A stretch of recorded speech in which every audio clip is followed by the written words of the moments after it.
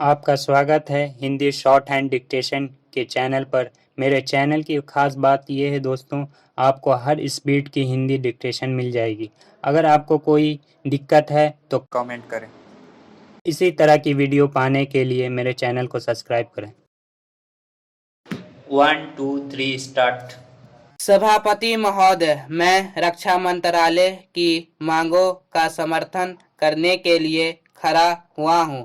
वर्तमान घटनाओं से पता चलता है कि संसार का हर देश अपनी सुरक्षा के बारे में चिंतित है और उसके लिए हर प्रयत्न कर रहा है। इस दृष्टि से अन्य देशों की तरह हमारे देश में भी रक्षा मंत्रालय का महत्व है। मुझे इस बात की खुशी है कि जहां अन्य मंत्रालयों की उनके पिछले साल के कामों के बारे में काफ़ी आलोचना हुई है, वहां इस मंत्रालय की कम आलोचना हुई है। इससे पता चलता है कि इस मंत्रालय ने पिछले साल अच्छा काम किया है।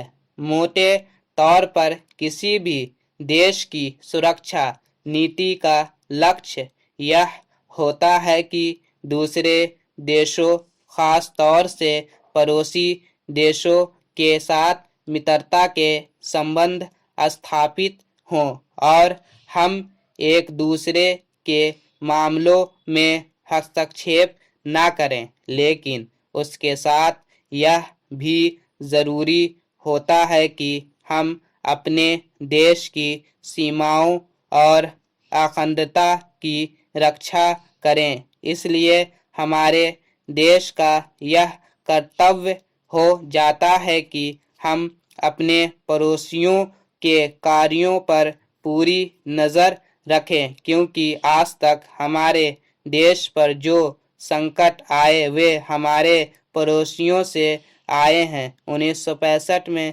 पाकिस्तान के साथ जो लड़ाई हुई और उसके बाद ताशकंद में जो समझौता हुआ वह सिर्फ कागज़ पर ही रहा। पाकिस्तान ने उस पर कोई अमल नहीं किया। इस दृष्टि से बहुत ज़रूरी है कि हम अपने देश की सुरक्षा की हर तरह से व्यवस्था करें। हमारा उद्देश्य दूसरों पर आक्रमण करना नहीं है, लेकिन यदि हम पर कोई आक्रमण करे तो हम में इतनी शक्ति अवश्य होनी चाहिए कि हम उसका डट कर सामना कर सकें।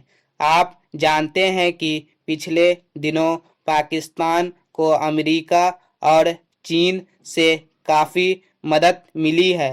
रक्षा मंत्रालय की रिपोर्ट में भी कहा गया है कि पिछले साल अमेरिका ने पाकिस्तान को 1500 करोड़ रुपए की फौजी सहायता दी है। आज जहां हम फौजी सामान के लिए अपने कारखानों की मदद से अपनी शक्ति बढ़ाने का प्रयत्न कर रहे हैं, वहां पाकिस्तान संसार के देशों से फौजी सामान खरीद रहा है। अपनी नीति के कारण वह सब देशों से लाभ उठा रहा है। मेरा सुझाव है कि हमको भी अपनी शक्ति बढ़ाने के लिए संसार व अन्य देशों से अधिक फौजी सामान खरीदना चाहिए। आज तिब्बत की सीमा पर चीन की 1.5 लाख फौज खड़ी है। सभापति महोदय, प्रतिदिन छोटी मोटी झड़पें होती रहती हैं। हमारी फौजें बड़े उत्साह से उनके मुकाबले में खड़ी हैं। उनके हौसले बहुत ऊंचे हैं, लेकिन हमारी सरकार का भी यह कर्तव्य है कि उनके हौसले को कभी गिरने न दे। उन्हें हर तरह की सुविधा प्रदान की जाए जिससे उनका आत्मविश्वास बढ़े। मैं मंत्री महोदय से अनुरोध करूंगा कि सरकार अपनी नीतियों के प्रचार का काम ठीक प्रकार से अपनी फौजों से करे, उनको अच्छे अच्छे हथियार दे। अनुसूचित जातियों और आदिवासी जातियों के आयुक्त ने जो अपने प्रतिवेदन प्रस्तुत किया है, उस प्रतिवेदन को देखने से यह प्रतीत होता है कि उसको तैयार करने में उन्होंने बहुत परिश्रम से कार्य किया है। स्टॉप। Thanks for watching.